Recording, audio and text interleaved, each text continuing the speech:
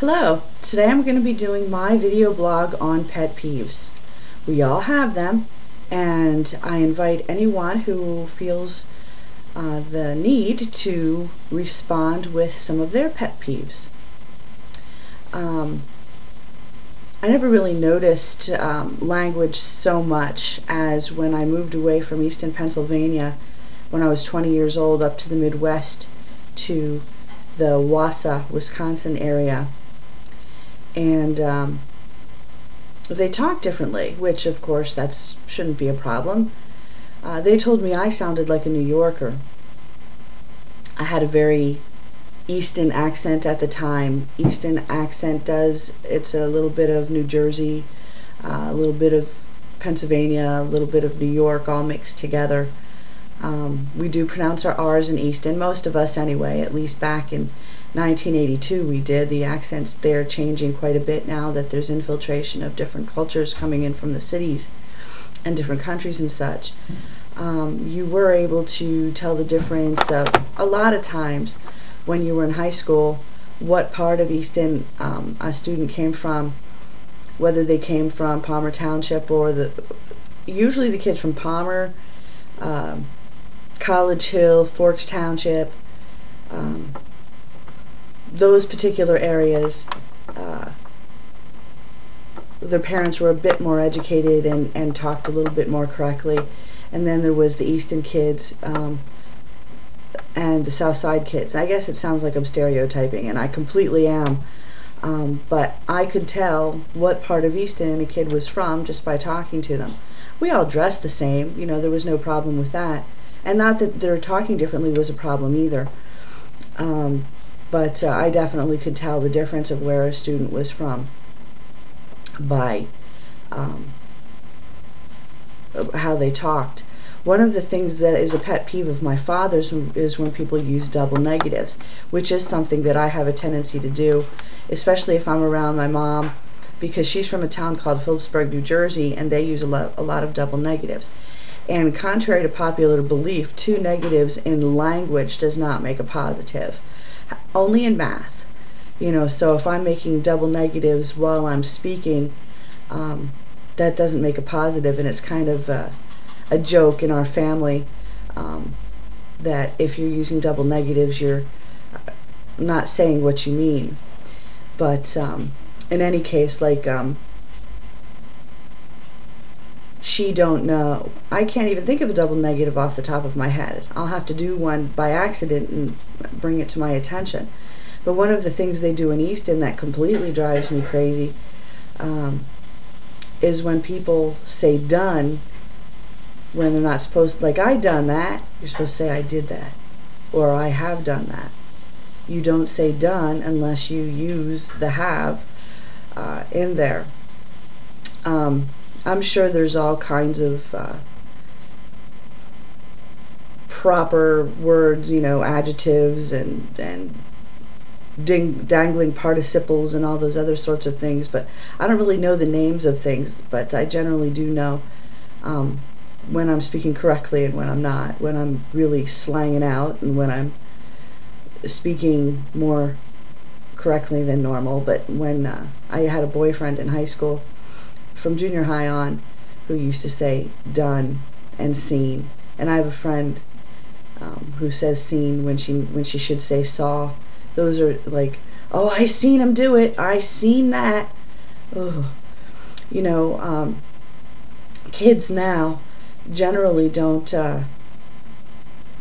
even know what a blackboard is, where it drives you crazy and you would say something to the effect of, oh, that drives me so crazy, it's like taking my fingers and putting it down a blackboard and making that sound, and it is very irritating. Oh, that's what that's like for me. But now they have the whiteboards and they write on them with erasable marker.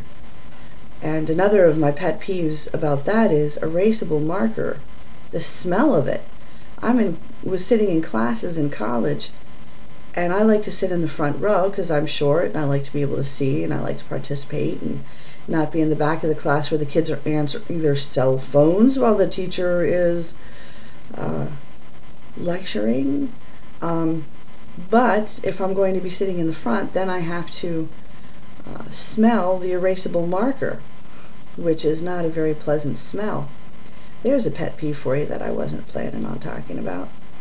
But it was very interesting when I was in college. I graduated in 2006 for my second degree, and it was just amazing how those students, and I shouldn't call them kids because, you know, there was the non-traditional people, such as myself, and the non-traditionals weren't always, you know, up to par as far as manners and those sorts of things go. But when the phone rang in the class, when they specifically were told that you're supposed to turn your phones off or leave them in your pocket, or, you know, on silent, or something to that effect. Oh, and some people think, well, just because they have it on vibrate means that it's on silent. Well, it's still jumping across your desk and bringing attention to you, and people would actually pick up that phone and talk and have a conversation. Yeah, my professor is lecturing right now, but well, what do you need? Yeah, I know, wasn't that some? And they just go on and talk. In the library too. You know, you're sitting there hearing all about their party last night and who had sex with who and who drank what and who argued with who, and I don't know about the who's and the whom's. If I'm doing any of those wrong and that's your pet peeve, let me know. And if you would turn and say something to them, then of course you're being ridiculous. How dare you tell me that I can't talk on the phone, even though there's big huge signs everywhere. Turn cell phones off in library. Do not talk on phone in library. You know, and you can go and like the goody two shoes kid in high school and tell the librarian, and then the librarian has to go and tell him to be quiet, and then they say, you're just doing that because I'm, you know, well, I better not go there. But a lot of the students who did that had an excuse, and then they would try and take it to the dean and say that they were being discriminated against. But they were sitting in groups and talking and listening to music and talking on the phone. They weren't being discriminated against. They were not following the rules. Well, anyway, I didn't expect to go there either. But back to Wisconsin, one of the things that they do up there is they'll say, hey, can you borrow me $1? I'll pay you back tomorrow. Can you borrow me $1? You mean, may I lend you $1? And then you will borrow it from me. Yeah, that's what I said. No, that's not what you said. You were not saying that correctly.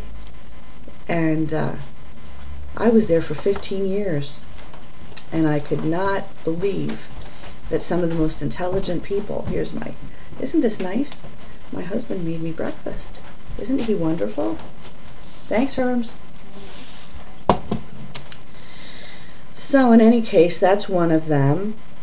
And seeing as that this food is sitting right here in front of me, I think I'm going to have to get on to my pet peeves part 2 after I finish eating my hot breakfast. So, that's it for now. Ciao.